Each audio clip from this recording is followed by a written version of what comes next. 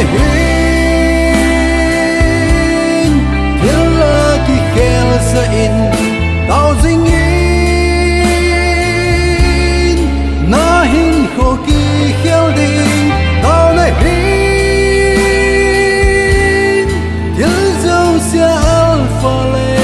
omega HIN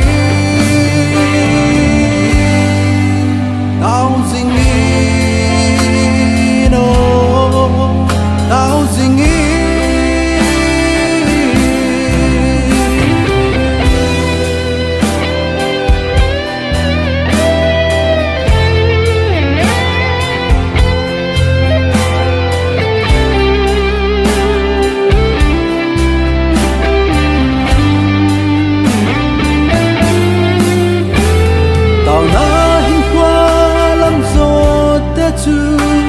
Phật thế